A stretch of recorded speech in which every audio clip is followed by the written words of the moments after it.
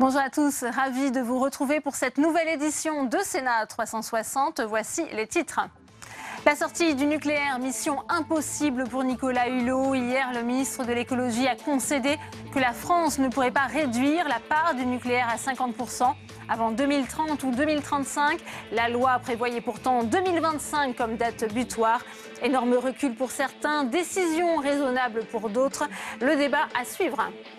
Le budget de la sécurité sociale adopté en commission au Sénat. Si les sénateurs ont validé les orientations budgétaires du gouvernement en matière de baisse des dépenses de santé, ils ont en revanche exclu les retraités de la hausse de la CSG. Analyse et décryptage dans cette édition. La taxe sur les dividendes également soumise à l'examen des sénateurs. Cette surtaxe sur les sociétés fait débat.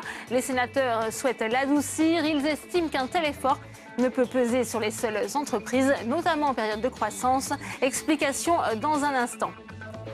Et je vous rappelle que vous pouvez réagir sur Twitter à tous nos débats, le hashtag Sénat360. Pour m'accompagner cet après-midi, Saveria Rojek et Tam Tranui en direct du Sénat. Le multiplex, c'est tout de suite.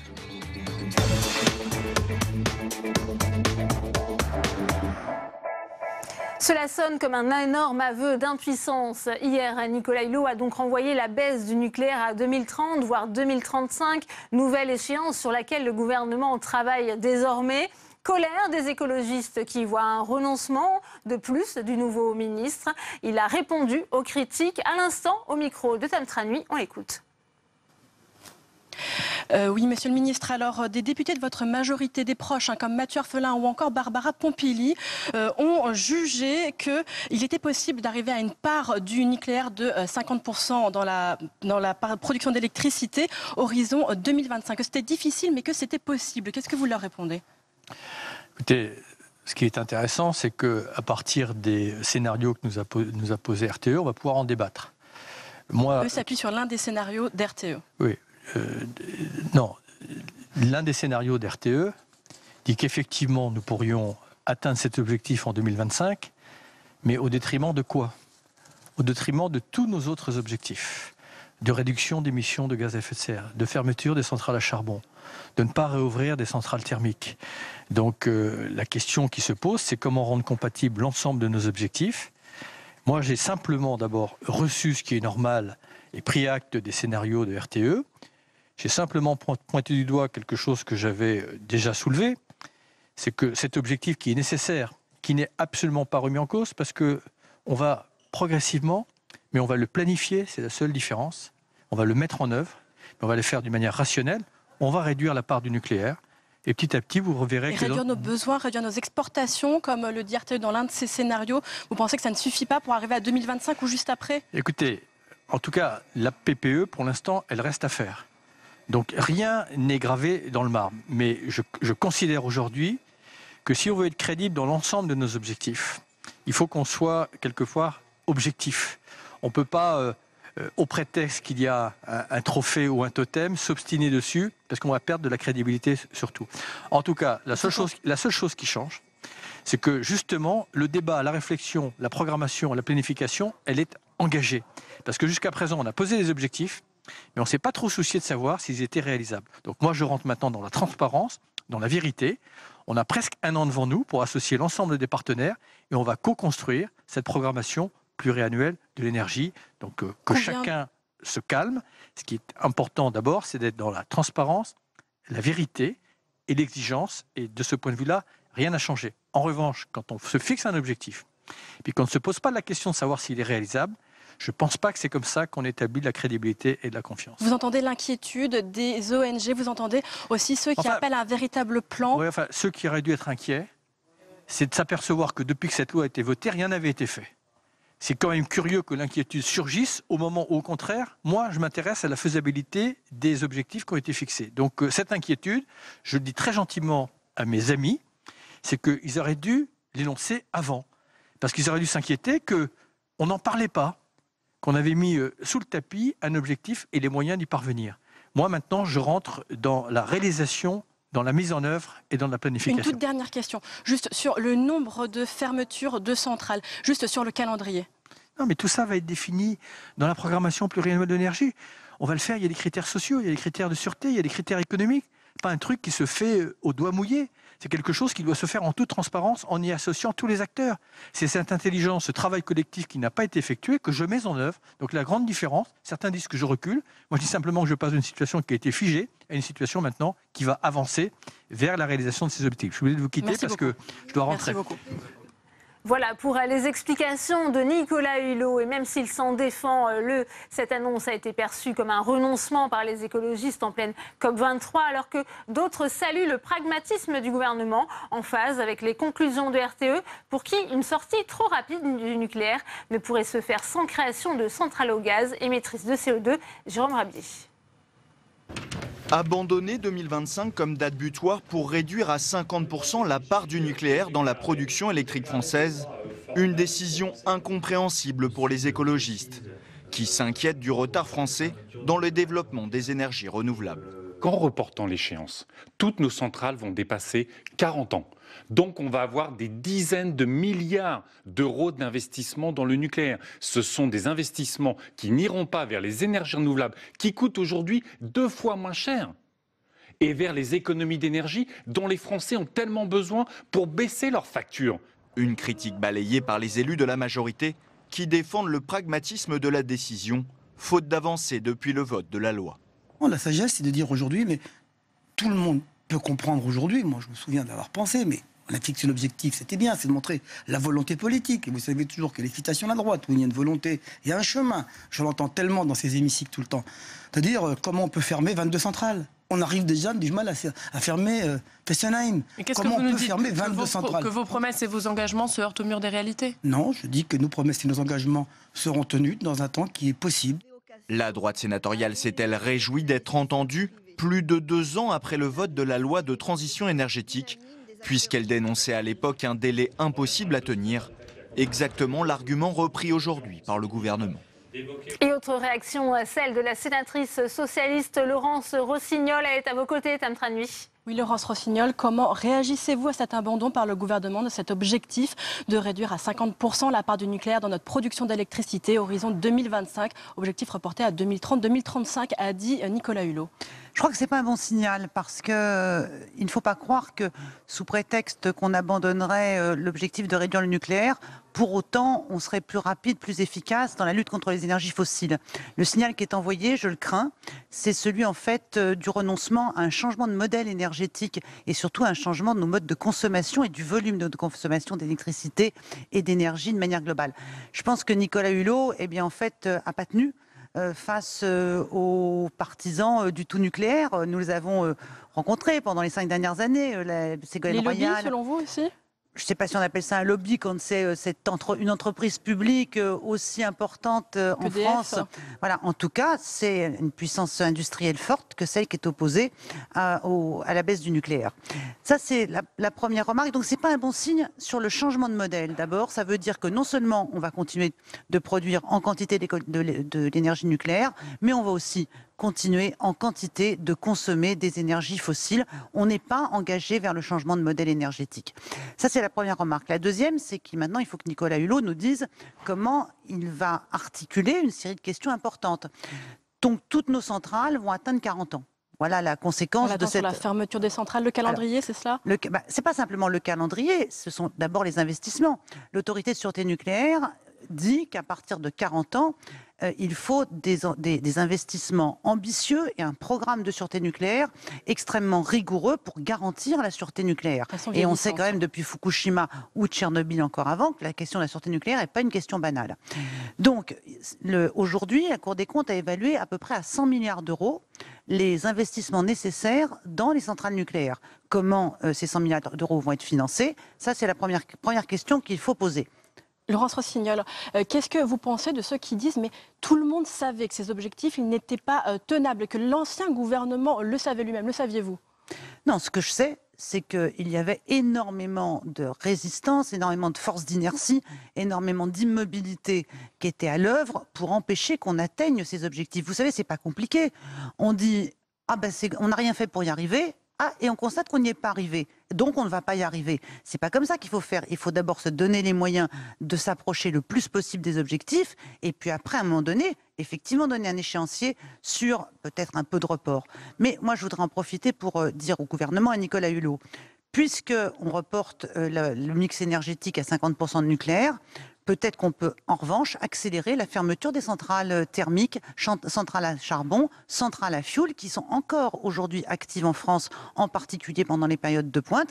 Moi, je propose, en contrepartie, et pour que vraiment le signal qui soit envoyé soit bien celui d'une baisse globale de notre consommation d'énergie et surtout aussi des énergies fossiles, je propose à Nicolas Hulot qu'il accélère la fermeture des centrales thermiques et puis qu'on revienne lui-même, aussi... c'est son argument, pour dire qu'on ne peut pas... réduire la part du nucléaire dans la part de production d'électricité, c'est que justement, on aurait besoin donc de plus de ces centrales à charbon, par exemple. Mais donc, puisqu'il poursuit le nucléaire, qu'il nous dise quelle centrale thermique il va fermer, dans quel calendrier. Je pense qu'il y a urgence aujourd'hui à fermer les centrales thermiques dans un délai de quelques années, beaucoup plus court que celui qui avait été retenu pour le nucléaire. Il faut qu'il nous annonce quelle est la contrepartie en termes de baisse d'émissions de CO2 qu'il nous propose pour justifier le fait qu'il reporte sine die. Parce que dire ce sera peut-être 30, ce sera peut-être 35, 2030, 2035, c'est un report sine die, la baisse de la production nucléaire pour un mix énergétique plus équilibré. Et ce qui m'inquiète aussi, c'est que j'avais observé qu'EDF avait beaucoup investi dans les énergies renouvelables et beaucoup développé les renouvelables parce que justement il y avait cette pression qui était posée sur EDF sur la baisse du nucléaire. Je voudrais être bien sûr qu'EDF continue d'investir autant dans les énergies renouvelables. Merci beaucoup Laurence Rossignol d'avoir répondu à nos questions. On a donc entendu votre appel à Nicolas Hulot. Merci à vous, Tam, pour cette réaction en direct. Et c'est dans ce contexte que Nicolas Hulot poursuit l'examen. Il doit défendre son projet de loi sur la fin des hydrocarbures en séance. Saveria, on est sur le point de voter ce projet de loi. Nicolas Hulot n'est pas déstabilisé par les attaques? Absolument pas, Delphine. Vous avez raison, il reste à peine une dizaine d'amendements à examiner avant la fin de l'examen de ce projet de loi. Et dans l'hémicycle, eh bien, les discussions se poursuivent, j'allais dire, presque normalement sur ce texte que défend donc Nicolas Hulot depuis hier au Sénat. Pas un mot sur le nucléaire, pas un mot sur le recul annoncé hier. Les discussions ont en tout cas repris tout à l'heure à 14h30 sur l'article 4. Alors l'article 4, ce sont les dispositions relatives au stockage et aux consommateurs de gaz. En clair, comment réguler bien les activités des opérateurs de stockage.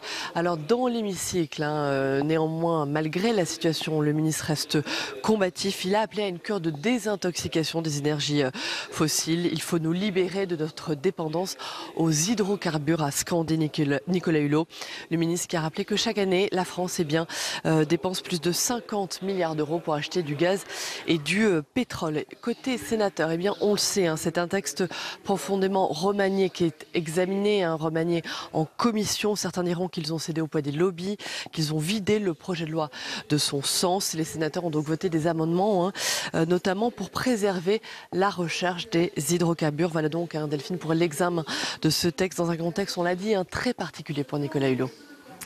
Merci à vous, Saveria, et on va prolonger le débat avec mes invités en plateau sur cette sortie qui semble impossible du nucléaire en France. Avec vous, Fabienne Keller, bonjour, sénatrice Les Républicains du Bas-Rhin, merci d'être avec nous. Charlotte Mijon est également sur ce plateau, bonjour, vous êtes porte-parole de l'association Réseau Sortir du Nucléaire. J'accueille également Boris Lengok, vous êtes le porte-parole de la Société Française d'Énergie Nucléaire, la SFEN.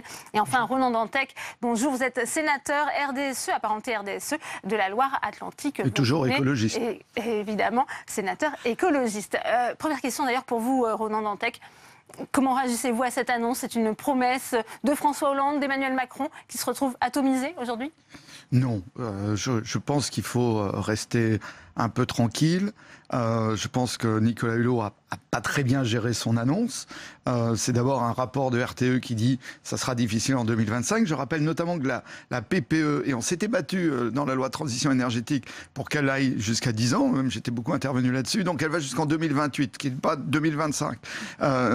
Nicolas Hulot dit le 50% peut-être en 2030. Si c'est une PPE de 2028 qui amène vers le 50%, il n'y aura pas de drame. Donc je pense qu'on dramatise trop tôt. Je pense qu'il reste combatif. J'ai échangé avec lui. Surtout, je crois qu'aujourd'hui, c'est toujours la même logique du lobby.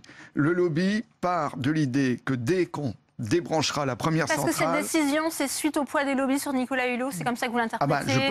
Non, je pense que surtout le lobby, j'ai vu intervenir, se réjouir, le lobby voudrait faire croire qu'on a abandonné l'objectif. En fait, comme depuis le vote de la loi, les décisions n'ont pas été prises en développement du renouvelable, effectivement, on a pris du retard, mais ça ne change rien à la question fondamentale. La question fondamentale, c'est que le nucléaire, c'est beaucoup trop cher. Non seulement c'est dangereux, mais ça n'est plus concurrentiel à l'échelle internationale. Je savais qu'il allait réagir, mais il m'expliquera pourquoi, quand on est à 120 € sur l'EPR et à 30 € sur le photovoltaïque, d'un point de vue libéral, c'est quand même l'EPR qui gagne. Mais en tout cas, il faut commencer à fermer. Il faut que la PPE à 5 ans ne ferme pas que Fessenheim. Je pense que Tricastin doit suivre. Cattenom doit être dans la liste pas loin derrière. Donc on a déjà à peu près la liste. Et puis la SN nous dira aussi quelle tranche nucléaire, effectivement. Et puis il faut continuer de développer fortement le renouvelable. On voit bien toutes les tentatives pour, même encore cet après-midi dans la discussion. Donc finalement vous saluez le pragmatisme du gouvernement. Je ne dis pas que Nicolas Hulot a géré au mieux l'annonce, pas non plus exagéré, mais l'objectif est toujours sur la table et on sera toujours en soutien pour l'atteindre puisque le nucléaire est une énergie qui est derrière nous. Votre réaction, Boris Lengok? Bon, il y a beaucoup de choses à dire. Enfin, déjà, l'annonce de Nicolas Hulot marque bien qu'en fait, on a besoin de l'énergie nucléaire pour atteindre nos objectifs climatiques. Ça, c'est la première chose. On ne réduit pas le nucléaire juste pour réduire le nucléaire. Et en fait, ce que nous a montré hier le rapport de RTE et la déclaration du ministre Nicolas Hulot, c'est qu'on a bien besoin de l'énergie nucléaire pour réduire nos émissions de CO2. Et c'est grâce au nucléaire actuellement que la France est le pays le moins émetteur des pays du G7. Ça, on a tendance à l'oublier, mais 95% de l'électricité qui est produite en France n'émet pas de CO2. Donc, ce sont les chiffres du GIEC, c'est bien reconnu comme étant une des énergies pour lutter contre le réchauffement climatique. L'urgence, c'est le climat. Et donc, l'annonce de Nicolas Hulot qui intervient pendant la COP23 qui est en train de se dérouler. Au deuxième jour. Voilà, exactement, montre bien qu'il y a une urgence et montre bien aussi que le nucléaire peut faire partie des solutions pour justement réduire nos émissions de CO2. Il n'y a pas d'enjeu sur le climat. Si on remplace du renouvelable, le nucléaire par du renouvelable, ça reste du zéro CO2. Ça, c'est un point qui est intéressant. On est d'accord. Juste, je peux rebondir là-dessus. Remplacer une énergie qui n'émet pas de CO2 comme le nucléaire par une autre énergie qui n'émet pas de CO2 comme peuvent l'être les énergies renouvelables, vous n'avez aucun impact sur le climat, mais par contre, vous avez des impacts économiques qui sont colossaux. C'est ça que je voulais vous dire. La réaction de Charlotte Mijon, l'enjeu, c'est bien de donner la réduire parole à les énergies fossiles. Effectivement moins cher. Vous avez raison. Charlotte Mijon. Je voudrais ramener les choses. Il y a quand même un enjeu de sûreté qui se pose, qui est extrêmement lourd en ce moment. Il ne faut pas oublier qu'on a quand même les 2/3 des centrales qui ont actuellement dépassé les 30 ans de fonctionnement.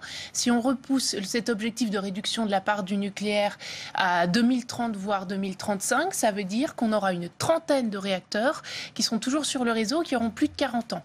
Or, ce qui se passe actuellement, c'est qu'on est dans une situation qui est extrêmement critique du point de vue de la sûreté.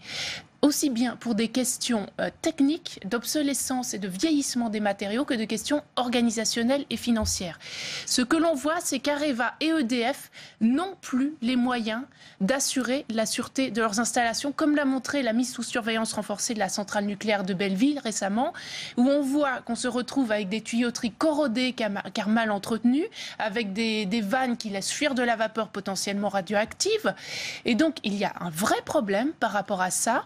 Et il y a un vrai enjeu financier également. Le statu quo, il n'est plus possible. C'est-à-dire qu'on ne peut pas dire on va repousser la réduction de la part du nucléaire parce que ça voudrait dire engager des travaux énormes, des travaux qui sont hors de prix pour prolonger ces centrales qui sont déjà défaillantes.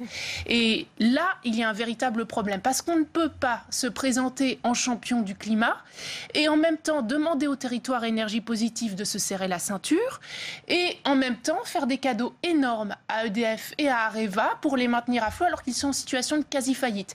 Il y a là une véritable contradiction. On ne peut pas continuer à engloutir des milliards dans une industrie qui est en déroute actuellement. La réponse de Fabienne Keller. Oui, je pense qu'il n'est pas utile de créer une polémique là où en fait il n'y en a pas. Sur la sécurité des centrales. Je ne crois pas que Nicolas Hulot soit dans les mains des lobbies nucléaires que vous venez d'exposer. Je crois par contre qu'il a fait le même constat que nous au moment de l'adoption de la loi de transition énergétique, que cette loi était déclarative, c'est-à-dire qu'on indiquait des objectifs, mais que si on ne travaillait pas très vite et très fort sur la programmation pluriannuelle de l'énergie, la fameuse PPE que Renaud vient d'évoquer, eh bien on ne se donnait pas les moyens de remplacer l'énergie nucléaire par une énergie effectivement qui n'émet pas de gaz à effet de serre.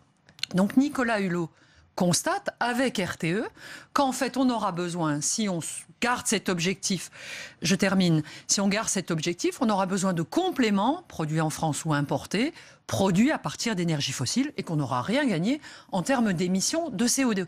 Donc c'est un constat plutôt pragmatique, responsable, et il propose aux acteurs de travailler sur comment on construit le chemin. Alors vous évoquez à juste titre la question des centrales et de leur sécurité. Alors ça, on a une très mauvaise nouvelle qui est passée un peu sous les radars, mais qui est inquiétante, c'est que l'ASN, l'autorité de sûreté nucléaire, reporte la publication de son diagnostic complet à 2021, ce qui fait qu'on va être obligé de prendre des décisions. Et franchement, les prendre sur la base de l'âge des centrales, c'est tellement grossier, alors que des parties importantes ont été remplacées, que certaines sont défectueuses avant... D'autres sont défectueuses avant 40 ans. Enfin, il faut faire un travail propre. On parle de risque nucléaire, de sécurité, et fermer les bons réacteurs, ceux qui sont les moins à même de continuer à produire. Donc on aura besoin au moins de certains éléments de l'ASN pour qu'il puisse compléter les éléments de sa décision. Mais justement, on ne peut pas repousser cette décision.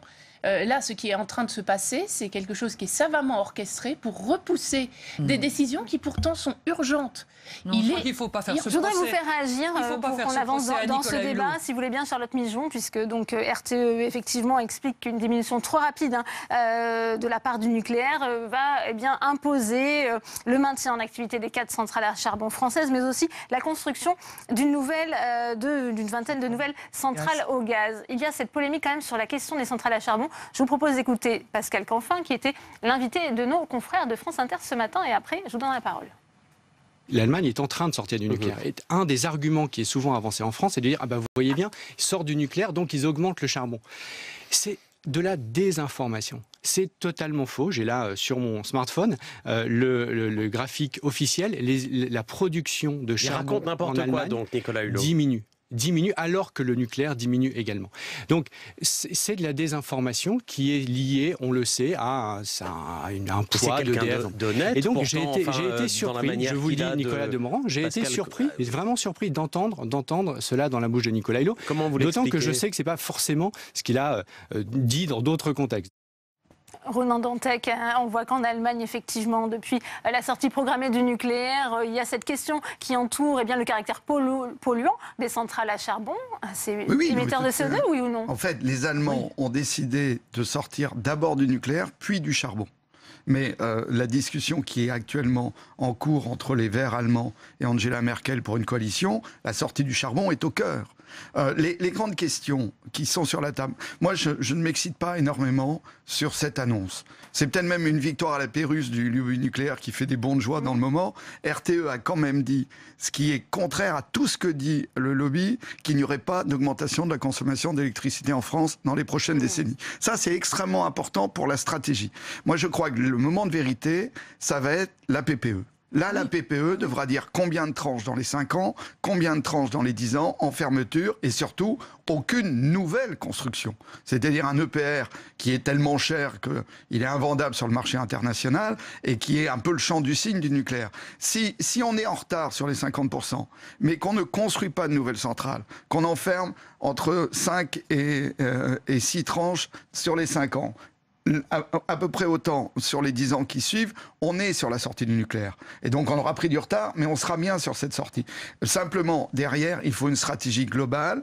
Aujourd'hui, il y a énormément de manœuvres dilatoires pour la retarder. C'est très très technique, mais sur le marché d'effacement, sur le marché de capacité, sur tout ce qui permet en fait d'être dans quelque chose d'interconnecté, le niveau d'interconnexion de la France pour avoir parfois l'offshore irlandais qui arrive en Bretagne, l'offshore éolien, mais dans d'autres moments, nous-mêmes qui amenons de l'énergie, peut-être éolienne offshore aussi, demain ailleurs en Europe, c'est cette stratégie-là et puis surtout le niveau d'investissement.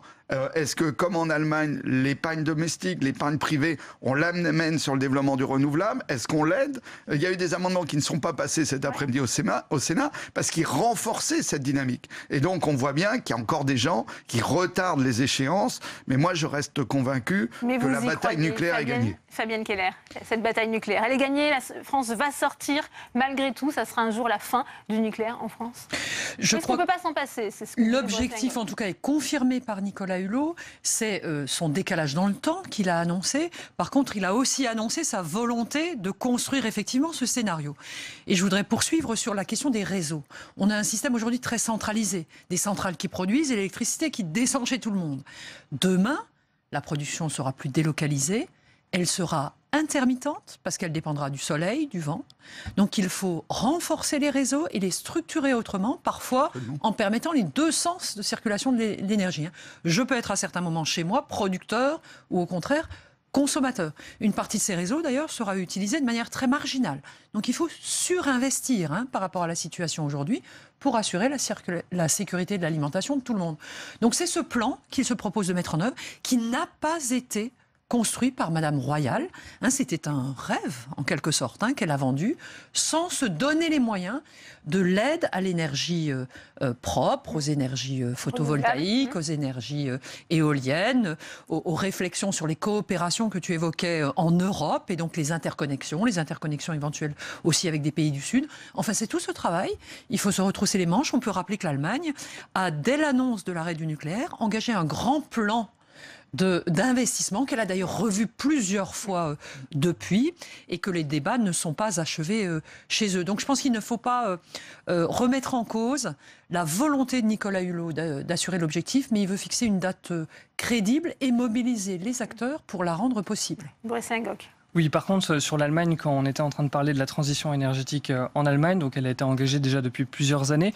Et en fait, on peut quand même faire un bilan d'étape de la situation actuelle. Et si on compare notre situation avec la leur, sur le plan du bilan du CO2, les Allemands émettent quand même 80% de CO2 de plus que des Français pour produire de l'électricité, donc c'est pas négligeable. Si je peux me permettre, je termine. Leur électricité, du charbon. Le prix de l'électricité pour les ménages est 80% plus élevé pour les Allemands que pour les Français. Et d'ailleurs, l'économie allemande est souffreteuse, c'est bien connu. Non, mais vous le prenez à la légère, mais en fait, vous savez très bien que fait, la transition énergétique allemande, pour être tout à fait dans une démonstration un peu éculée quand même. Pour être tout à fait précis, la transition énergétique allemande repose. Vous relisez votre papier d'il y a 10 ans là. Il faut quand même le remettre un peu à jour. Elle repose sur le financement par les ménages et pas par les industriels ou les entreprises. C'est très différent. Et c'est la raison pour laquelle l'économie allemande, les industriels ne souffrent pas puisqu'ils ne contribuent pas du tout à l'Energiewende qu'on appelle la transition énergétique. Voilà un élément du débat. Est-ce que l'épargne des Français, on l'investit sur le photovoltaïque? On a fait une étude à Nantes. Si les toits qui sont bien exposés à Nantes, on les couvre, je parle que des bien exposés sud, suffisamment grands, on les couvre de panneaux photovoltaïques, c'est 50% de la consommation électrique de la ville de Nantes. Et on ne parle pas de ce qu'on va pouvoir faire en éolien. On a inauguré la première éolienne offshore. Une filière d'avenir sur laquelle la France n'a pas pris les mêmes retards, ne s'est pas marginalisée dans sa vision pro-nucléaire, qui nous a marginalisés, qui a été un drame économique pour la France, y compris d'endettement. Mais je veux bien discuter avec vous, puisque vous pointez une difficulté, et avec Fabienne, on peut en discuter plus facilement, comment cette épargne des ménages, elle va sur la transition énergétique, puisqu'on a besoin d'argent, ça crée énormément d'emplois, ça crée de la croissance, et donc il faut maintenant les dispositifs, le tiers investissement, des choses on a une boîte à outils, mais on l'utilise pas encore. Sur l'Allemagne, ce qui est vraiment intéressant, c'est que l'énergie est un débat public. La population s'y intéresse, y participe. C'est pas le cas en France aujourd'hui. Et en France, ça reste plutôt un débat de spécialistes, puisque la production est très concentrée, c'est perçu comme une matière très technique, de spécialistes industriels ou ONG. Là où c'est beaucoup plus populaire en Allemagne, et le sujet, par exemple, on parle de gaz à effet de serre, mais parmi les gaz très, très polluants, il y a le méthane, très contributeur à l'effet de serre. La méthanisation, la maîtrise de la méthanisation, c'est un sujet de proximité qui est très développé. Et tous les Allemands s'intéressent à l'isolation thermique de leur maison. Je vais donner la parole à Charlotte Migeon. Sur tout ce qu'on dit sur ce débat, centrale à charbon, exemple allemand, comment vous vous situez ? Comment on se situe? Tout simplement, je pense qu'on ne tire pas forcément les mêmes conclusions du rapport de RTE. Ce que montre le rapport de RTE, c'est pas seulement nucléaire ou charbon, il faut choisir. C'est juste que si l'on regarde certains scénarios, on se rend compte qu'il est possible d'allier à la fois la protection du climat et une réduction significative de la part du nucléaire, mais pour autant que certains paramètres changent, comme par exemple la question des exportations. Les scénarios qui tendent à montrer une réduction de la part du nucléaire forte tablent sur des exportations qui sont très très élevées.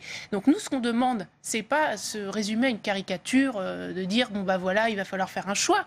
C'est de voir aussi ce qu'on propose comme modèle. Et est-ce que l'idée, c'est de pouvoir continuer à exporter autant d'électricité, ou est-ce que vraiment c'est d'allier à la fois protection du climat et sortie du nucléaire? Et on sait très bien, il existe des scénarios de transition énergétique qui sont étayés, comme par exemple le scénario négawatt, qui montre qu'on peut à la fois combiner une réduction significative des gaz à effet de serre et en même temps une sortie du nucléaire à échéance 2035. Donc c'est possible, mais pour autant qu'on s'en donne l'ambition. Et nous, ce qui nous apparaît, c'est qu'en renonçant à un objectif dans le temps et en faisant déjà une espèce de prophétie autoréalisatrice en disant on va pas le tenir, donc on se passe de cet objectif et on remet ça au calendrier grec, on ne sait pas trop. Il y a quelque chose d'extrêmement démobilisateur. Et effectivement, si on supprime tout objectif, qu'on repousse la date, eh bien on n'y arrivera pas. Mais il faut se donner les moyens, il faut se donner cette ambition, parce que d'une part, on n'a pas le choix si on veut tenir le défi climatique, et on n'a pas le choix au niveau sûreté et au niveau économique. Alors, avant de vous redonner la parole, on retourne rapidement en salle des conférences pour une réaction avec vous, Tam Tran Nui, à vos côtés, la présidente de la Commission des affaires économiques, la sénatrice LR, Sophie Primas. Oui, Sophie Primas, d'abord votre avis sur ce débat avec cette décision de Nicolas Hulot qui estime qu'il faut repousser cette échéance de 50% du nucléaire de 2025 à 2030, voire 2035, notamment parce qu'il estime que sinon, cela voudrait dire qu'il faudrait que les centrales à charbon aient une place beaucoup plus importante. Ou les centrales thermiques. Oui, écoutez, nous ne sommes pas étonnés de cette prise de position du ministre, puisque au Sénat, nous avions repoussé la loi de transition énergétique uniquement sur cette échéance, sur l'arrêt de 50% de l'énergie nucléaire, puisque nous estimions non pas que ce n'était pas souhaitable, mais que ce n'était pas réalisable et que ce n'était pas réaliste tout simplement, et qu'en se fixant ces objectifs-là, eh bien, nous aurions une conséquence qui était exactement l'inverse de ce que nous recherchions, avec un retour des énergies fossiles dans notre mix énergétique. Donc nous ne sommes pas étonnés, nous sommes presque étonnés qu'il l'ait dit publiquement, étonnés par sa lucidité, étonnés par sa franchise, et étonnés qu'il rejoigne ainsi nos positions, étonnés mais satisfaits. Oui, effectivement, vous êtes satisfait par la position de Nicolas Hulot sur ce sujet ? Satisfait par son réalisme. Bien sûr, nous poursuivons les mêmes objectifs que le gouvernement ou que Nicolas Hulot, qui est la baisse du nucléaire dans notre mix énergétique, dès lors qu'on aura des énergies renouvelables qui permettent d'avoir une énergie compétitive et décarbonée, et qui soit plus issue de l'industrie fossile, des énergies fossiles. Satisfait non pas, encore une fois, parce qu'on recule l'échéance, mais tout simplement parce qu'on donne une vraie échéance, une véritable échéance, et on reconnaît que l'énergie nucléaire est une énergie bien meilleure pour l'environnement que les énergies qui font évidemment appel au charbon ou au gaz. Que pensez-vous du fait que les ONG estiment que Nicolas Hulot a cédé au poids des lobbies ? Oui, mais c'est le ronron habituel des associations écologistes. Je pense que là où on a des difficultés, c'est entre réalisme. On a l'impression que quand on oppose des motivations qui sont basées sur le réalisme et simplement l'observation de la réalité, on est contre la transition énergétique. Je pense qu'il faut qu'on sorte de ce débat-là, qu'on sorte de ces postures-là et qu'on regarde les choses telles qu'elles sont aujourd'hui, là où en sont les investissements, là où en sont les développements des industries privées et de la recherche publique, pour faire le bon diagnostic et pour poser les bonnes choses et ne pas créer un vide parce que c'est ça finalement la défiance des Français vis-à-vis de la politique, c'est de promettre des choses avec des échéances qui sont extrêmement ambitieuses, ça pourquoi pas, mais finalement on les déçoit parce que dans la réalité des choses, on est obligé de repousser la date. Alors, que pensez-vous du sujet de la sécurité? Ce parc nucléaire vieillissant, certains s'interrogent tout de même sur le maintien d'un certain nombre de centrales nucléaires. Mais nous ne devons pas faire de compromis ou d'erreurs sur la qualité de nos centrales nucléaires. Ces centrales nucléaires doivent être vérifiées. C'est le rôle de l'autorité de sécurité nucléaire. Nous avons à la tête de cette autorité des gens qui sont responsables, qui ont été choisis par leur niveau de compétence. Je pense que c'est l'honneur de la France d'avoir une autorité aussi compétente. Il faut leur faire confiance, il faut être exigeant avec eux, il faut être certain que nos centrales nucléaires sont sécurisées pour nos populations, mais à partir de ce moment-là, il faut continuer à utiliser ce qui est un avantage compétitif pour nous. Cette autorité devait remettre un rapport sur le prolongement de la durée de vie des centrales. Elle a reporté la remise de ce rapport. On a l'impression tout de même que ça va de report en report. Il y a une course un petit peu en avant. Je pense qu'il faudra interroger, et nous serons attentifs effectivement, notamment au travers des sénateurs qui siègent dans cette autorité, pour en connaître les raisons exactes de ce report. Mais je préfère que l'autorité fasse un report de son rapport, de la publication de ce rapport, et que ce rapport soit évidemment empreint de réalisme et empreint de vérité. Merci beaucoup Sophie Primas d'avoir répondu à mes questions. Merci à vous, Tam, pour cette réaction en direct. Ronan Dantec, je sais que vous devez retourner en séance pour le projet de loi sur les hydrocarbures. Peut-être un petit mot de conclusion avec vous avant de donner la parole aux autres. Un petit mot d'abord pour dire que je retourne en séance pour voter contre, que la droite a totalement détricoté l'ambition climatique et qu'il y a aussi des doubles discours. Certains défendent le nucléaire au nom du climat, mais quand c'est le climat qui est sur la table dans l'hémicycle, ils ne défendent plus le climat non plus. Et donc là, on a eu une soirée cauchemardesque. Et le mot est léger, mais ça, on y reviendra. Je crois que Nicolas Hulot a très mal communiqué. Il n'aurait jamais dû communiquer au moment de ce rapport de RTE, qui est un avis d'expert parmi d'autres. Je rappelle que l'ADEME dit aujourd'hui qu'à horizon 2050, 100% de renouvelables ou maintien du nucléaire, c'est le même prix pour la France. Donc ça veut dire qu'aujourd'hui, on sait qu'il y a un scénario crédible sur la sortie du nucléaire. Il faut s'y engager. La bataille est devant nous. La bataille est devant nous. C'est la programmation pluriannuelle de l'énergie. Et je pense que par rapport à des discours un peu lignifiants sur le fait que tout le monde est pour la transition énergétique, les masques tomberont au moment de la PPE. Merci Ronan Dantec. Je vous laisse regagner l'hémicycle. Fabienne Keller, est-ce que vous croyez néanmoins à une sortie possible du nucléaire en France? Est-ce qu'on pourra un jour se passer de l'énergie nucléaire? Alors, comme vient de le rappeler Ronan Dantec, il y a un scénario de l'ADEME qui est construit, qui montre qu'il est possible de remplacer l'énergie nucléaire par du renouvelable, mais cela au prix d'investissements assez considérables à court terme. Et c'est ça tout l'enjeu, d'écrire ces programmations, de voir leur réalité économique et de le mettre en œuvre.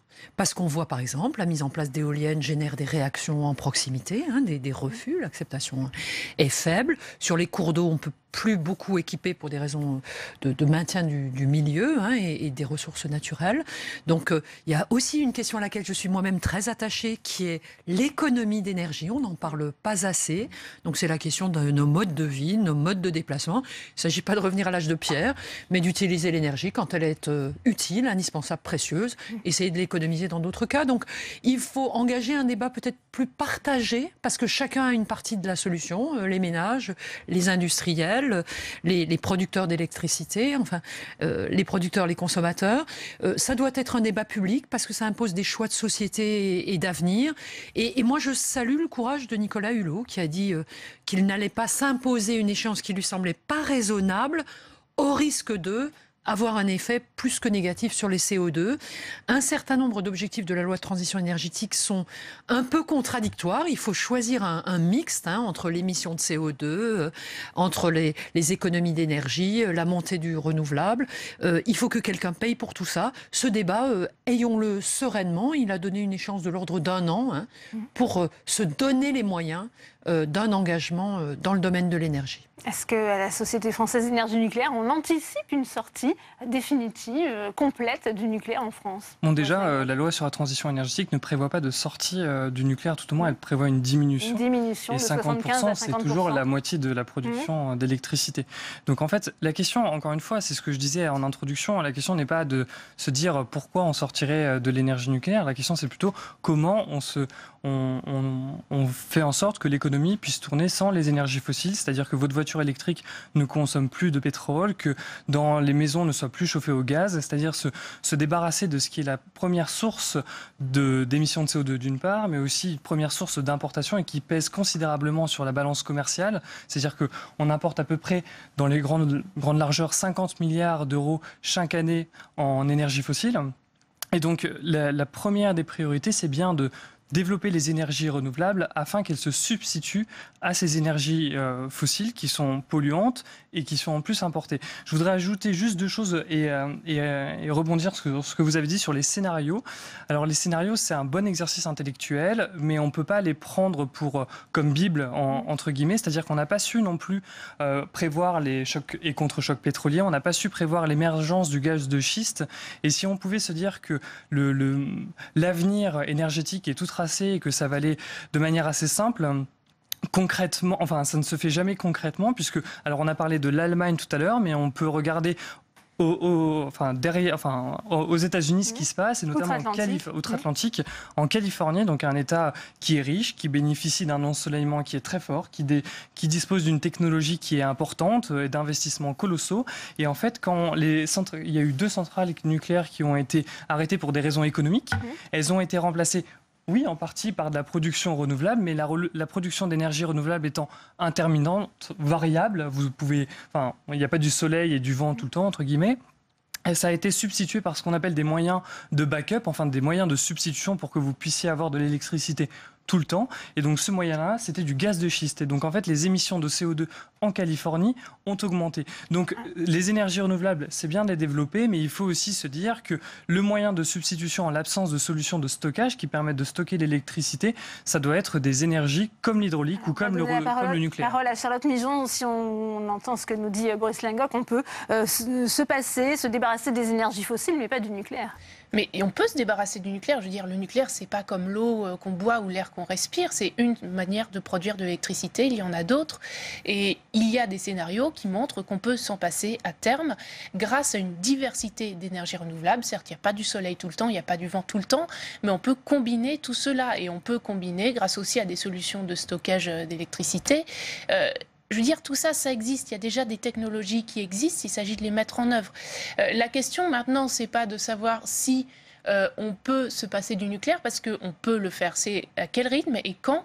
Et parce qu'il y a une urgence. Il y a une urgence à la fois sur la question du fait que le nucléaire bloque les investissements dans les technologies qui sont les vraies solutions pour lutter contre le changement climatique, qui sont les économies d'énergie et les énergies renouvelables. Il y a une urgence au niveau sûreté. Il y a aussi une urgence, on n'en a pas parlé, mais tout retard dans l'arrêt de la production du nucléaire, c'est autant de déchets radioactifs qui s'accumulent, qui sont par nature ingérables, vous en conviendrez. Donc, par rapport à ça, il y a une urgence. Il ne faut pas opposer urgence climatique et risque nucléaire, parce que les deux vont de pair. Tant qu'on n'amorce pas une réelle transition basée sur les économies d'énergie et les énergies renouvelables, on risque d'avoir les deux. Et je voudrais quand même rappeler la situation en France, qui est quand même préoccupante de l'aveu même de l'autorité de sûreté nucléaire. Les problèmes qui s'accumulent, notamment de tuyauteries corrodées qu'on retrouve sur de plus en plus de centrales, les difficultés financières d'EDF et Areva, qui ne sont hors de faillite que parce qu'elles sont tenues à bout de bras par le gouvernement. Donc, il n'y a plus de statu quo possible avec le nucléaire. La question, c'est juste combien de temps on maintient artificiellement à bout de bras cette technologie. Ouais. On arrive bientôt au terme de ces débats. Je voudrais aussi vous entendre, Fabienne Keller, sur Nicolas Hulot. Certains disent qu'il a avalé beaucoup de couleuvres. Le ministre, on sait qu'il avait été contacté à plusieurs reprises pour faire partie de différents gouvernements. Cette fois-ci, il a répondu à l'appel des sirènes d'Emmanuel Macron. Il se donne 1 an pour être utile. Vous pensez qu'il va rester encore ministre de la Transition écologique ? Écoutez, moi je l'ai vu comme Renaud Dantec dans l'hémicycle. Je le trouve pleinement engagé. Alors je crois qu'il a pris la mesure les premiers mois des contraintes de l'action par rapport à l'exigence qu'on peut avoir quand on est dans une ONG, mais qu'on n'a pas les limites de la dimension opérationnelle. Sur cette affaire du soi-disant report de l'échéance nucléaire, moi je suis convaincue que lui va se donner les moyens de la faire respecter, la nouvelle échéance, alors que l'échéance annoncée jusque-là ou une échéance plus repoussée, on ne s'était pas du tout mise en route pour l'assurer. Je crois qu'il pèse de tout son poids, par exemple dans les conseils des ministres européens. Il a une très belle image de crédibilité dans le domaine de l'environnement. C'est sûr qu'il préférerait parfois interdire certains produits. Il est obligé de faire des concessions, ça fait partie des négociations communautaires.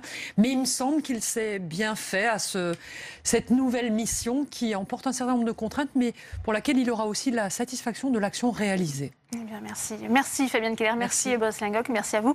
Charlotte Migeon, on va aller retrouver Saveria Rojek en direct de l'hémicycle du Sénat qui suit pour nous l'examen de ce projet de loi qui vise à interdire la production d'hydrocarbures en France d'ici à 2040. Où en est-on, Saveria? Le texte est sur le point d'être voté. Absolument Delphine, nous sommes dans les derniers instants de l'examen de ce texte. Les sénateurs vont voter sur l'ensemble du texte d'un moment à l'autre. Pour l'instant, nous sommes dans les explications de vote. Alors, c'est une version à minima de ce texte qui devrait être adopté. Un texte déjà critiqué en raison des dérogations qu'il permet. Et le Sénat, on le sait, en commission, a encore plus assoupli ce projet de loi. Et pourtant, Nicolas Hulot a tenté de défendre son projet. Il a appelé à une véritable cure de désintoxication des énergies fossiles. Il faut nous libérer de notre dépendance aux hydrocarbures, a scandé le ministre de la Transition écologique et solidaire.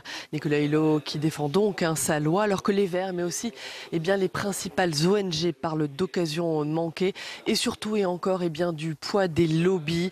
Voilà Nicolas Hulot qui présentera, il l'a annoncé hier à la tribune, bientôt un Green New Deal, un New Deal vert visant à faire de notre pays un pionnier des énergies propres. Voilà donc Delphine pour ce texte dont nous arrivons maintenant à l'issue de l'examen, qui devrait donc être adopté d'ici quelques instants. Merci à vous, Saveria, pour toutes ces précisions. À quelques jours du 100e congrès de l'Association des maires de France, la grogne des élus locaux ne faiblit pas. Cette fois, emmenés par l'ancien sénateur François Baroin, ils brandissent la menace d'une saisine du Conseil constitutionnel pour non-respect des principes de décentralisation. Ils remettent en cause, selon eux, la libre administration des communes. Fabien Recker. À la veille de leur 100e congrès, les maires de France lancent un avertissement à Emmanuel Macron. Des maires qui accusent l'État de faire porter aux seules collectivités l'effort de réduction des dépenses. L'État ne s'est pas réformé, l'État n'a pas fait d'économie, l'État a continué à dépenser.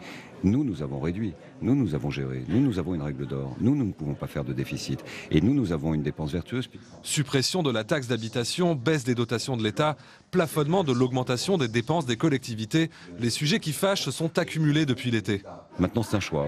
Le choix, c'est la confiance. Et la confiance, elle se vit à deux. Ou c'est l'alignement de mesures budgétaires. Et dans ce cas-là, les conséquences, nous les savons, c'est effectivement une décentralisation qui sera mise à mal en profondeur.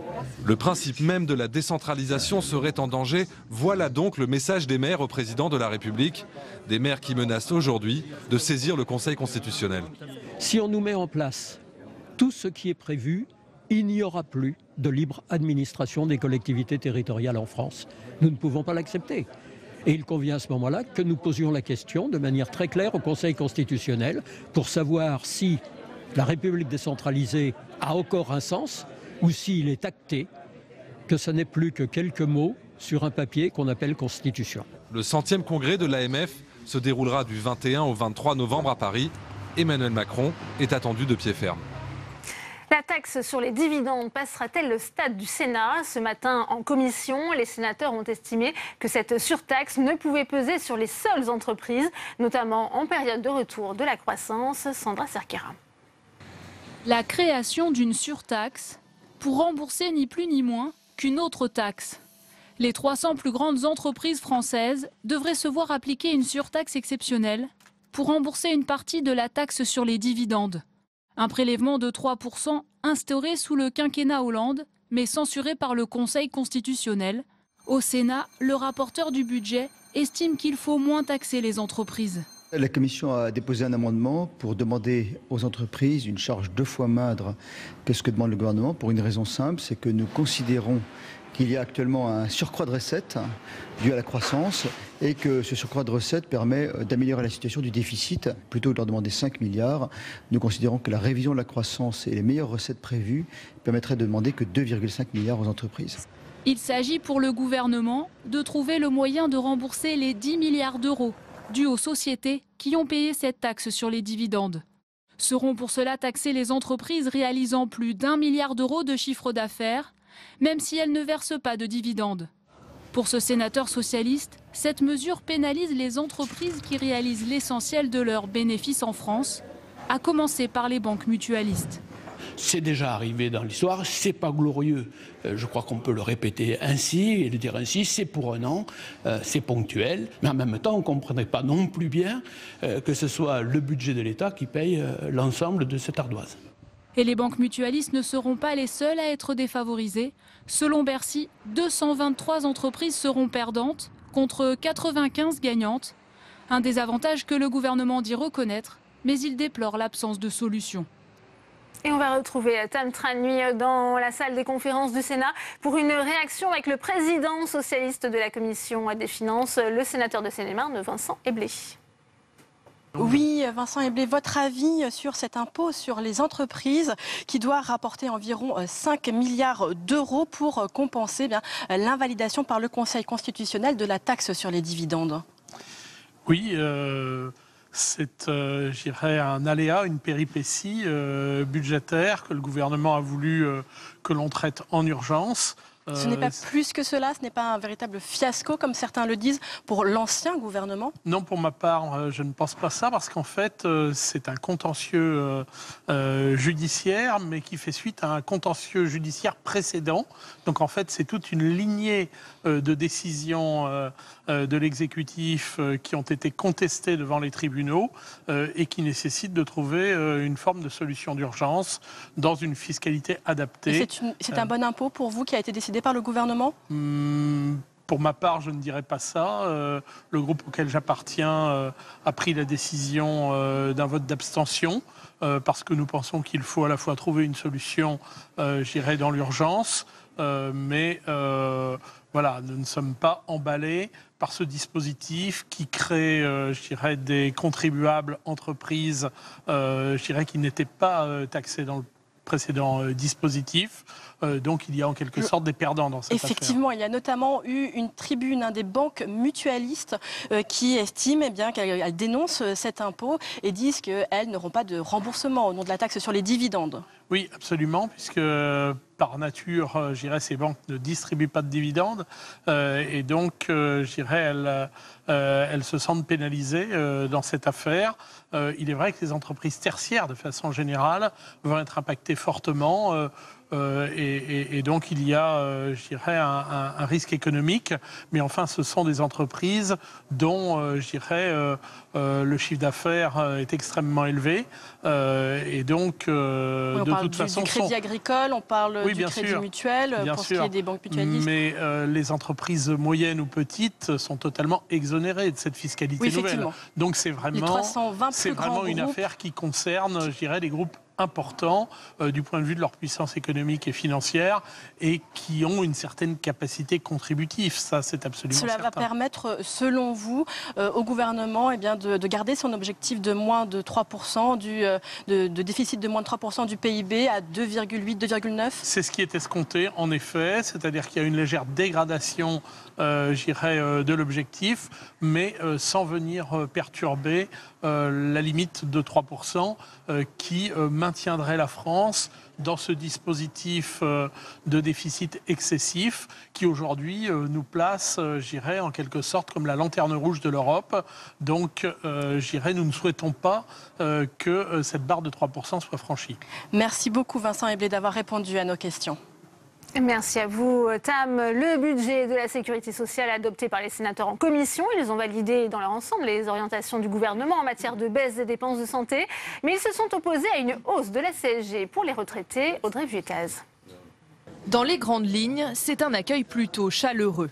En sortie de réunion, la commission des affaires sociales du Sénat félicite même certains points du projet de loi de financement de la sécurité sociale adopté à l'Assemblée. Les suppressions de tiers payants, les vaccinations, le tabac, la télémédecine, la prévention, ce sont des points extrêmement positifs et qui vont dans le sens d'une santé publique renforcée. Sur les équilibres de la Sécu, il n'y a pas eu de discussion et de contestation. On va dans le bon sens, puisqu'on réduit aujourd'hui le déficit à 2,2 milliards, c'est une excellente chose. En tout, une centaine d'amendements, beaucoup de précisions et quelques corrections, comme une malheureuse taxation de l'eau liée à la taxe sur les sodas. On ne voit pas pourquoi, d'un seul coup, l'eau paierait une taxe sucrée alors qu'il n'y a pas de sucre dans l'eau. Beaucoup de positifs, mais un énorme point de friction.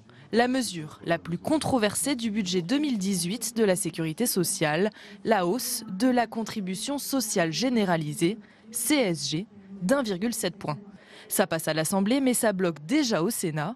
La Commission a supprimé cette hausse pour les retraités au motif qu'elle ne sera pas compensée pour nombre d'entre eux.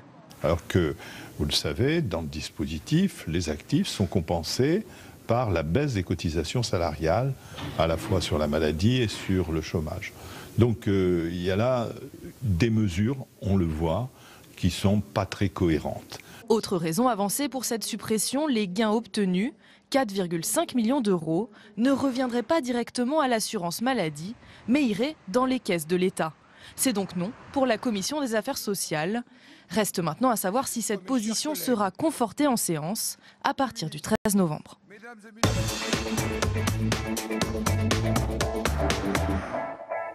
Et on ouvre tout de suite le second débat de Sénat 360 avec mes invités sur ce plateau. Laurence Cohen, bonjour, merci d'être avec nous. Vous êtes sénatrice communiste du Val-de-Marne. Philippe Mouille est également sur ce plateau. Bonsoir. Bonjour. Sénateur Les Républicains des Deux-Sèvres. Bernard Jomier est également avec nous. Bonsoir. Vous êtes sénateur de Paris, apparenté au groupe socialiste. Et j'accueille enfin Claude Le Pen, professeur de sciences économiques à l'Université Paris-Dauphine. Vous dirigez le master économie et gestion de la santé. Merci à vous. Laurence Cohen, on a entendu ce satisfecit général adressé par la Commission des affaires sociales à ce PLFSS pour 2018. Quel est votre avis? Est-ce que vous validez les grandes orientations présentées par le gouvernement? Absolument pas. Donc il n'y a pas un satisfecit général. Le groupe communiste républicain citoyen écologiste s'oppose à ce PLFSS 2018 qui va dans le même sens, hélas, au niveau des mesures de restriction de santé que celles qui a été prises par le gouvernement Hollande, mais qui va encore plus loin, qui les aggrave et qui change, y compris, qui ouvre sur un autre projet de société, puisqu'il fait voler en éclats le principe sur lequel repose la sécurité sociale, c'est-à-dire des cotisations, en prenant des mesures qui sont particulièrement injustes et inefficaces, parce qu'elles ont montré par le passé qu'elles étaient inefficaces. Et par exemple Pardon, eh bien, par exemple, la CSG, par exemple, continuer à sanctuariser le CICE alors qu'il a montré son inefficacité et à le rendre en plus vraiment ce que je disais pérenne et à ne pas aller chercher les financements là où ils sont, c'est-à-dire par exemple au niveau de l'exonération des cotisations qui quand même ont été amplifiées et constituent 45 milliards d'euros. Donc il faut arrêter avec cette logique et proposer d'autres financements pour que chacun effectivement puisse cotiser selon ses moyens et recevoir selon ses besoins. Or là, le gouvernement Macron fait voler en éclats ce principe de solidarité fondamentale. Philippe Mouillet, est-ce que vous êtes d'accord? C'est injuste les mesures contenues dans ce projet de loi de financement de la sécurité sociale, nous dit Laurence Cohen. Alors j'aurais pas le même point de vue. On a entendu dans le reportage un certain nombre de déclarations du président de la Commission des affaires sociales qui pointaient, je dirais, les mesures intéressantes. D'une façon générale, on a quand même quelques points de difficulté. Donc la CSG a été évoquée. Donc en tout cas, notre groupe politique va proposer de faire en sorte que les retraités ne soient pas concernés par l'augmentation de CSG. Mais d'une façon générale, c'est tout le débat entre le décalage entre le discours porté par la ministre, qui globalement nous va bien sur les réformes structurelles, et en même temps la traduction dans ce budget, où on voit bien qu'il y a encore beaucoup de choses à faire, notamment en matière d'assurance maladie, en matière également lorsqu'on voit le budget médico-social, on voit bien qu'on ne traite pas des difficultés, on est dans la continuité de ce qui s'est fait auparavant, et donc il y a un chantier qui est énorme, et à travers ce budget, eh bien, on attendait peut-être un peu plus d'orientation nouvelle et des pistes données plus concrètes sur les évolutions apportées. Bernard Jomier, comment se positionne le groupe socialiste sur ce texte ? Il y a une certaine déception parce que la ministre, quand elle a présenté la première mouture, enfin ses intentions sur le PLFSS, qui paraissait d'ailleurs assez dans la continuité du précédent, dans ses grands équilibres, elle annonçait aussi des orientations politiques. Par exemple, sur le système de santé, elle a en même temps annoncé les priorités de la stratégie nationale de santé, par exemple sur la prévention. Puis là, la prévention dans le PLFSS, c'est une obligation et quelques taxes. Ça se résume... Obligation vaccinale. Oui, une obligation vaccinale qui est une bonne chose, mais qui sèche, comme l'a dit la concertation nationale sur les vaccinations l'année dernière, est à risque d'augmenter la défiance. Donc la concertation nationale a proposé des mesures d'accompagnement qui sont extrêmement importantes. Et notamment, quand c'est obligatoire, ça doit être pris en charge à 100% par la sécurité sociale. Et là, en fait, tout ce qui permettait, on va dire, d'infléchir le système de santé vers une meilleure coordination, vers plus de prévention, vers un meilleur travail en commun des acteurs, a été un peu oublié. Quant à l'hôpital, on lui met un Ondam qui est assez bas, à 2%, mais sans retravailler sur ses missions, ses périmètres.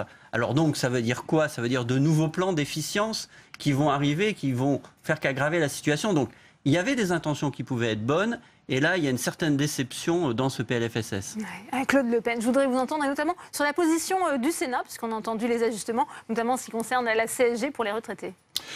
Sur la position du Sénat, je ne connais pas, j'ai entendu le rapporteur de la Commission des Affaires sociales. Je suis assez d'accord avec ce qu'il disait sur un ensemble de mesures assez intéressantes. C'est vrai que le tabac, la vaccination, l'article 35. L'article 35 est un article long, compliqué, mais qui ouvre plein de possibilités d'expérimentation, de nouvelles formes de tarification à l'hôpital, etc. C'est un article intéressant.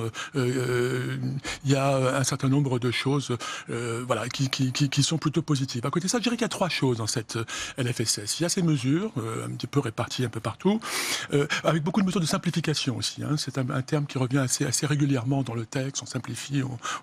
Il y a d'autre part, disons, le volet santé qui est essentiel, avec, contrairement à ce que vous avez dit, un accroissement des dépenses de santé. Hein. C'est qu'on injecte quand même 5 milliards dans le système, on passe un Ondam de 190 milliards et quelques à 195 milliards et quelques, à 5 milliards de plus qui sont donnés à la santé, et qui s'accompagne d'un plan d'économie de 4 milliards 165, qui est aussi le plus important qu'on ait jamais fait à la crise sociale. Donc il y a, si vous voulez, à la fois on donne de l'argent et à la fois on en retire avec un jeu de redistribution, parce que c'est évidemment pas les mêmes. Mais les dépenses de santé vont continuer à augmenter et augmenter. Elles augmentent. C'est normal. Non, mais c'est normal, bien sûr. Non, mais vous avez dit qu'elles diminuaient. Elles ne diminuent pas. Elles augmentent. Elles augmentent moins que ce qu'elles devraient le faire spontanément s'il n'y avait pas de LFSS. S'il n'y avait pas de LFSS, elles augmenteraient de 10 milliards. Elles augmentent que de 5 milliards parce qu'on fait 4 milliards, un peu plus de 4 milliards d'économies. C'est une arithmétique un peu compliquée, mais qu'on connaît bien. Je dirais aussi, pour un point, c'est qu'il y a des mesures structurelles qui changent un petit peu la nature de notre système. Il y en a deux qui me semblent importantes. D'abord, la disparition du RSI. Si on voit ça avec la reprise, disons, de la part obligatoire des mutuelles étudiantes, on s'achemine vers un régime unique de sécurité sociale. La disparition de l'ensemble, disons, des régimes qui existaient, ce qui est un élément assez fort de changement par rapport à l'organisation très corporatiste de 45, où chaque profession, avait sa branche, en quelque sorte, à travers la multiplicité des régimes spéciaux. Donc, il y a le régime général à prendre l'intégralité, ce qui correspond d'ailleurs plus ou moins à ce que les Français imaginent. La deuxième mesure, vous l'avez évoquée, c'est effectivement la suppression des 0,75% de cotisation sociale salariale qui fiscalise encore plus le système. Et c'est vrai que nous sommes dans un système de santé qui, contrairement à celui de 45, est universel, tous les Français. 45, c'est pas le cas, pour les salariés, qui est très fiscalisé. 45, c'est les cotisations sociales, qui est très étatisé. 45, c'est le paritarisme. Là, c'est l'État qui dirige. Voilà. Et donc, c'est un autre système de santé. C'est pas nouveau. Et disons que cette loi s'inscrit dans ce processus, disons, de changement de notre protection sociale, de verticalisation aussi de la protection sociale. Je fais allusion aux cotisations, aux prestations familiales. Donc, il y a des transformations structurelles, mais à petite dose, et qui ne donnent leur effet que les unes ajoutées aux autres, disons, en regardant un peu dans le rétroviseur. Laurence Cohen. Ce ne sont pas des transformations à petite dose, ce sont des transformations qui sont fondamentales. Le système de santé, le système de santé là et de notre protection sociale, c'est quand même assurer la solidarité entre les générations. Hein, en 45, c'est ça, avec Ambroise Croizat. C'est solidarité entre les bien portants et ceux qui sont malades, les actifs et les inactifs. Et c'est surtout un système qui est juste et qui permet à chacun, ce que je disais, de cotiser et de recevoir selon ses besoins. Oui, moi, j'interroge sur le plateau, mais j'interroge aussi la ministre. Quand vous dites ça augmente, enfin, allez dans les hôpitaux et vous allez voir que les hôpitaux sont à genoux, ils sont asphyxiés. Or, on leur demande plus d'1 milliard d'euros encore d'économies. Et quand vous dites que ça augmente, mais écoutez, ça augmente comme devrait augmenter, comme augmente, j'allais dire, le rythme du coût de la vie. Moi, j'ai des chiffres ici comme vous. Eh bien, c'est totalement 4,2 milliards de restrictions de dépenses de santé. C'est quelque chose qui va encore entraîner des renoncements aux soins. Donc, il y a quand même de nouveaux financements à mobiliser, j'en suis désolée. Moi, je vais poser une question. On dit que les dépenses publiques, il faut y faire attention, etc. Mais alors, comment ça se fait que le gouvernement Macron se prive d'une rentrée de 3,2 milliards qui correspond à l'impôt sur les grandes fortunes? Et comment se fait-il qu'on ponctionne toujours dans les poches des assurés sociaux, du forfait hospitalier, peut-être? Oui, alors on voit bien que c'est une recette complémentaire qui est affichée, mais d'une façon générale, c'est tout le débat de à la fois l'équilibre entre la recherche d'économie nécessaire par rapport à un budget global qui tend à vouloir diminuer son déficit, et en même temps la situation de la réalité où un certain nombre de situations sont extrêmement difficiles, notamment dans les hôpitaux. Et c'est tout le débat de la réforme ou réformette ou en même temps la situation. Moi, je pense qu'aujourd'hui, pour répondre notamment à la réforme des hôpitaux, il faut engager une réforme beaucoup plus importante, ces débats sur l'autonomie. Enfin, le chantier est beaucoup plus lourd et on ne peut pas, au fur et à mesure d'une diminution, je dirais, des capacités pour les hôpitaux, en parallèle, faire en sorte qu'on avance tout doucement. Je crois qu'on a une remise à plat qui est nécessaire de façon à retrouver un équilibre général. Des grandes questions se posent. Par contre, est-ce qu'aujourd'hui, il est toujours naturel que les investissements des hôpitaux rentrent dans le budget des hôpitaux? C'est une vraie question qui pourrait être posée sur la table. Donc, il y a des évolutions, à mon avis, importantes. Et tant que l'on ne réglera pas ça, eh bien, on sera toujours pris entre la nécessité d'améliorer les équilibres sociaux et en même temps la réalité qui fait qu'on a un décalage dans les prestations, dans les services. C'est vrai pour les hôpitaux, c'est vrai aussi pour le médico-social. On en parle très peu, mais la situation du monde de handicap est extrêmement compliquée.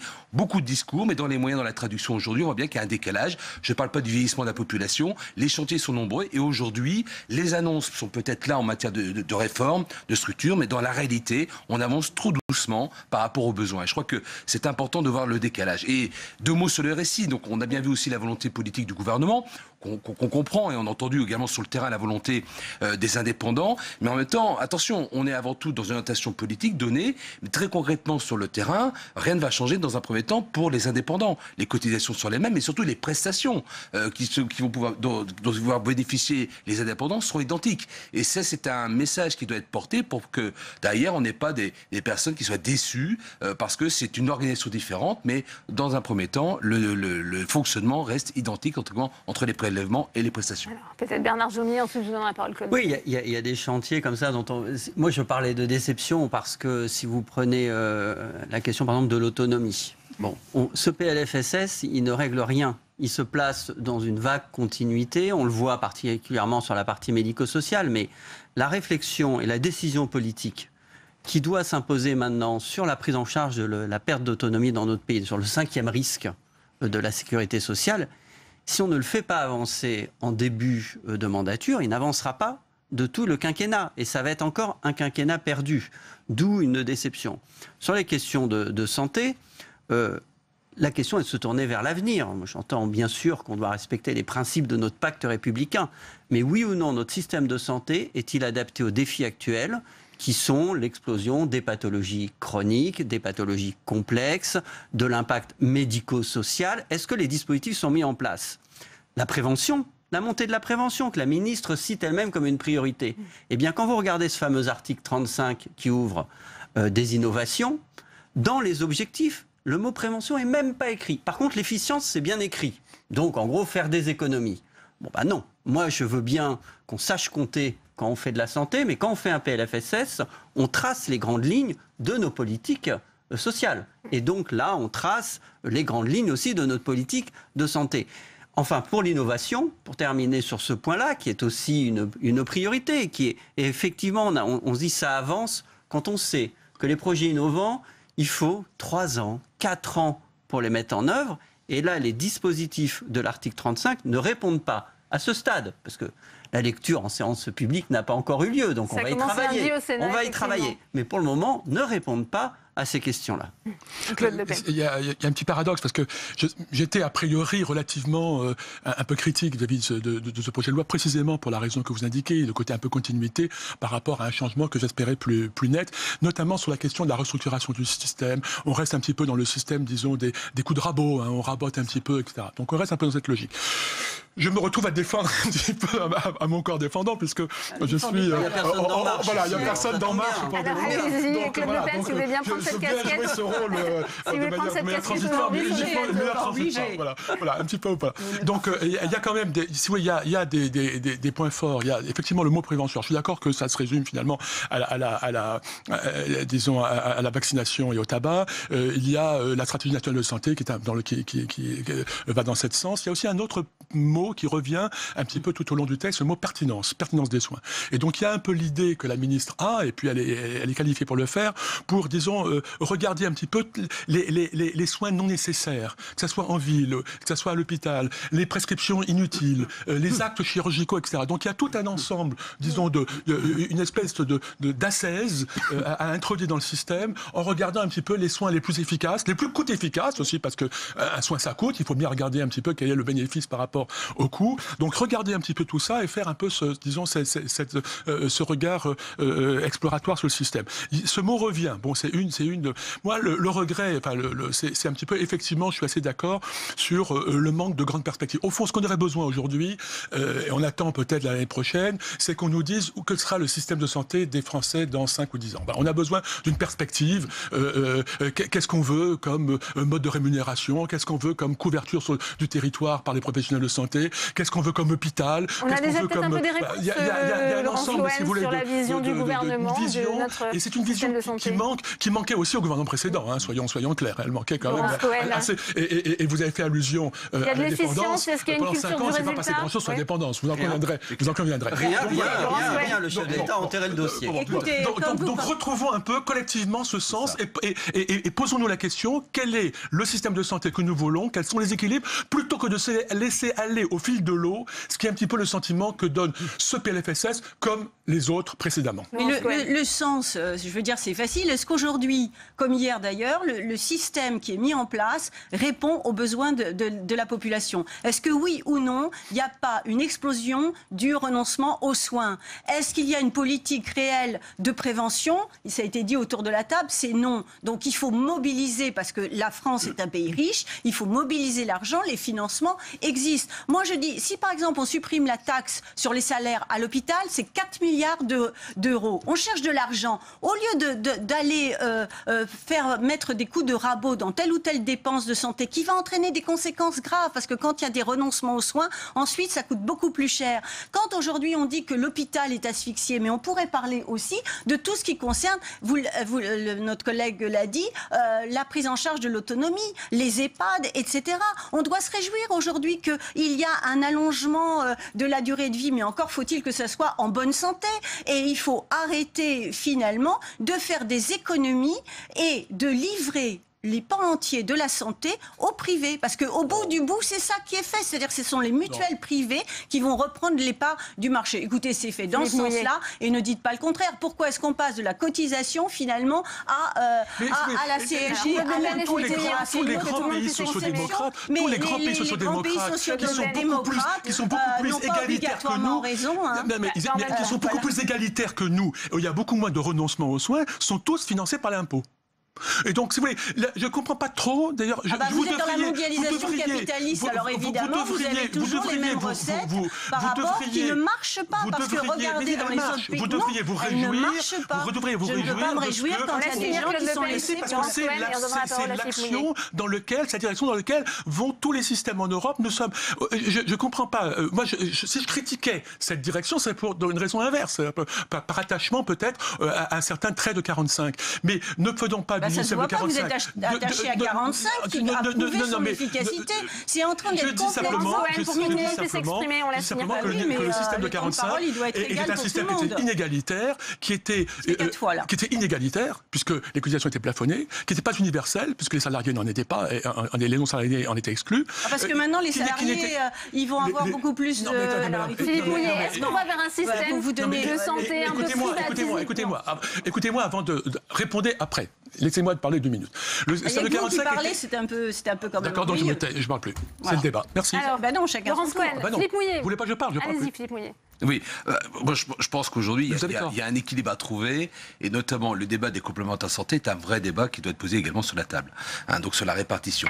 Moi, globalement, je pense qu'on n'est pas dans la privatisation du système de santé. On voit bien que la puissance publique est là, elle est nécessaire, voilà. Mais le débat, je dirais, de l'équilibre, notamment avec le complémentaire santé, est, à mon avis, un débat important qui doit être aussi mis sur la table dans cette démarche de modernité. Voilà. Et donc, il y a une juste répartition à trouver, et dans tous les cas, c'est un point, à mon avis, essentiel de tout ça. Bernard Jomier, peut-être de façon plus apaisée. C'est vrai qu'il y a toujours cette question latente. Va-t-on vers un système privé de notre système de soins? Je ne sais pas si c'est la vraie question. Non. Je veux dire, la question, c'est d'avoir un système qui est fondé sur la solidarité nationale. Exactement. Et dont les prestations permettent de combler les inégalités sociales et territoriales de santé. Or, les inégalités sociales de santé, elles ne se comblent pas dans notre pays. Les inégalités territoriales, il y a fortement à craindre, avec l'évolution actuelle de l'offre, qu'elles se creusent. Elles sont déjà relativement importantes. Mais bon, c'est un débat assez complexe. Mais en tout état de cause, il y a un acteur majeur aussi dans ce PLFSS. On voit, c'est pas le ministère de la Santé, c'est l'assurance maladie. On voit quand même ce fameux article 35, c'est un article de l'assurance maladie, très clairement. Ah bien sûr, très clairement. Très clairement. C'est l'assurance maladie qui est en train de prendre la main sur le pilotage de la politique de santé dans ce pays. C'est pas forcément une mauvaise chose, je le dis tout de suite, mais ça mériterait un débat, en tout cas collectif. Et par ailleurs, pour revenir à ce que disaient mes collègues sur les complémentaires... Finissez Bernard Jomier. Sur les complémentaires... C'est la loi Touraine qui a, dans un titre... Non mais écoutez, c'est la loi Touraine qui a dit, il y a un titre de la loi, aligner la politique de l'État sur celle de la sécurité sociale. Donc si vous voulez, cette émergence de la sécurité sociale, elle n'est pas nouvelle. C'est pas parce qu'on est des élus qu'on n'a pas le recul, attention. Mais non, mais dans ce cas-là, d'accord. L'assurance maladie est en tout cas clairement l'interlocuteur. Mais ça, c'est M. Telade, en 1994, qui a introduit ça, et ça s'est développé depuis. Et à travers tous les plans successifs de Telade à Juppé, de Juppé. Mais c'est. Eh bien, le débat, un cours d'économie avec lequel je ne partage pas. Je ne sais pas, mais si vous voulez, vous ne pouvez pas dire que. Alors, prenons un débat. Vous dites, on privatise le système. On n'a jamais. La part des dépenses publiques n'a jamais baissé au-delà de 78% des dépenses de santé depuis 20 ans. Les complémentaires santé, c'est pas quelque chose que j'invente. N'ont pas augmenté leur part. Regardez l'ANI, regardez tout ce qui se passe au niveau de la déconstruction de notre système de protection sociale. Mais c'est pas la déconstruction. Eh bien, on ne vous mettra pas d'accord sur ces plateaux aujourd'hui. Merci à vous, Claude Lebel. Merci, Laurence Cohen. Merci, Bernard Jomier. Et merci, Philippe Mouillet. Vous voulez pas répondre. Claude Le Pen aura l'occasion de reparler à l'occasion de l'examen en séance à partir de la semaine prochaine. Vous venez de parler, j'ai pas Merci Claude Le Pen, merci Laurence Cohen, merci Bernard Jomier et merci à vous Philippe Mouillet. Merci. Le débat s'annonce bien tendu en séance. Ça sera à partir de lundi et à suivre sur Public Sénat. On va d'ailleurs retrouver Saveria Rojek qui a suivi pour nous cet après-midi l'examen du projet de loi sur la fin des hydrocarbures. Saveria, le texte a été voté. Scientifique, pas politique. Sur le point d'être voté, il va l'être d'ici quelques minutes. C'est un texte à minima déjà critiqué en raison des dérogations qu'il permet. Dans les explications de vote, à l'instant, Ronan Dantec, qui était juste avant sur notre plateau, Ronan Dantec a exprimé sa grande colère. Ce texte n'existe plus, a scandé le sénateur. Colère, incompréhension, tristesse également pour Fabien Gay, pour le groupe communiste. Même déception non pour Jérôme Bignon, cette fois-ci pour le groupe Les Indépendants. Et puis même son cloche pour Claude Berry-Débat, pour les socialistes, qui a lui parlé d'un très mauvais signal envoyé dans le cadre de la COP 23. On le sait, les sénateurs sont sur le point d'adopter une version à minima, une version qui a été vidée de sa substance par la Commission des affaires économiques du Sénat. Voilà donc pour l'adoption d'ici un instant de ce projet de loi qui met fin à la recherche et l'exploitation des hydrocarbures en France d'ici 2040. Merci à vous, Saméria. Charlie Hebdo, de nouveau menacé de mort après la publication en une d'une caricature représentant l'islamologue Tariq Ramadan en érection. Le journal satirique a porté plainte et le parquet de Paris a ouvert une enquête préliminaire. Hier, Édouard Philippe a réclamé des sanctions contre les auteurs de menaces proférées de façon anonyme sur les réseaux sociaux. Je vous propose de réécouter le Premier ministre. C'était à l'Assemblée nationale.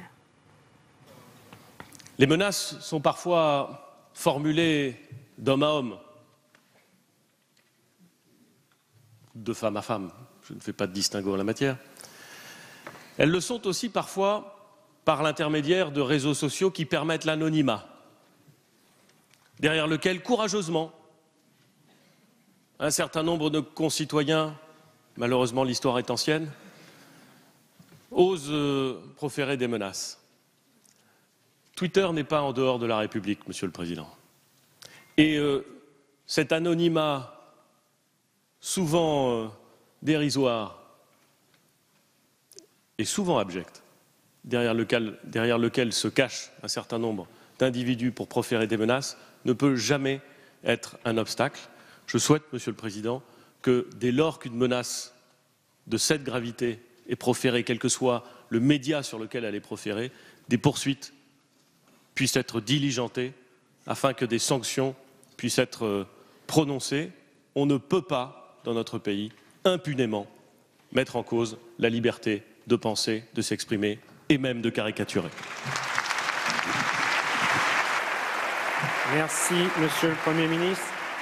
On va prolonger la réflexion sur ce thème avec notre invitée Céline Pina, essayiste, cofondatrice du mouvement Vivre la République. Elle répond aux questions d'Oriane Mancini. Le face-à-face, c'est tout de suite.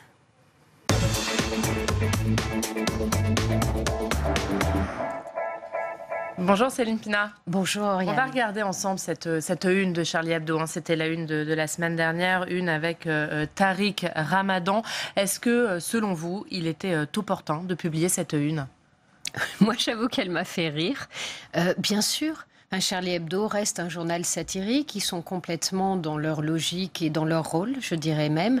Et elle est d'autant plus importante que finalement, je voudrais rappeler quand même qu'à l'origine des caricatures, de l'affaire des caricatures, au départ, le journal danois fait paraître ces caricatures parce qu'il essaie de tester. Il se pose la question, peut-on encore se moquer de l'islam ? Est-ce encore autorisé ou ont-on déjà tombé dans l'autocensure ?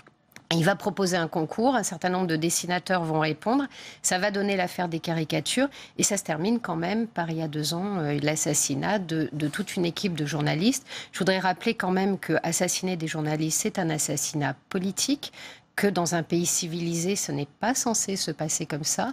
On peut ne pas être d'accord, on peut s'affronter durement en mots, mais jamais on ne tue des gens pour des dessins ou pour un mot de travers. C'est en général plutôt un signe de barbarie. En tout cas, c'est quelque chose que l'on combat. On essaie d'éduquer les enfants à ne pas réagir comme ça.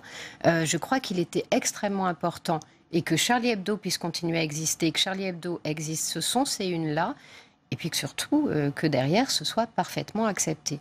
Donc ils ont eu raison. Ce qui est gravissime, c'est qu'après qu'on ait assassiné autant de personnes, on puisse encore se permettre de les menacer. Mais justement, il y a beaucoup, ils sont victimes de beaucoup de menaces de mort suite à cette une.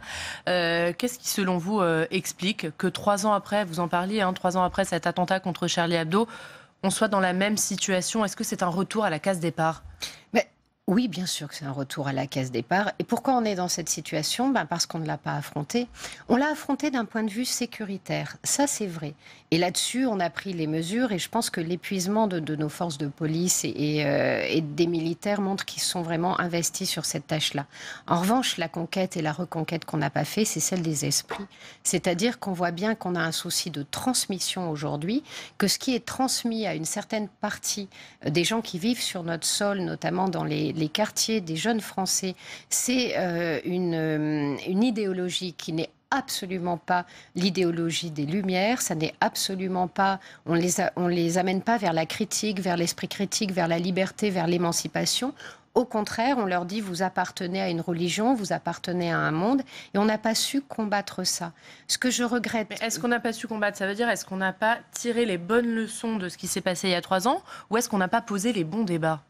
On n'a ni posé les bons débats, ni tiré les bonnes leçons. Il aurait fallu être extrêmement ferme. Je rappelle quand même qu'il est assez choquant de voir que quelqu'un comme Abou Oudefa, qui était un imam qui tient des propos absolument atroces sur la femme, en gros, si elle ne sort pas voilée, si elle se fait violer, c'est normal, elle n'est pas respectable. Ces gens-là sont toujours en France, font toujours des prêches, dirigent toujours des mosquées. Donc la réaction n'a pas été assez ferme. On n'a pas assez dit... il y a des choses qui, sur le territoire français, sont inadmissibles. Non, la charia n'a pas à s'opposer à nos lois.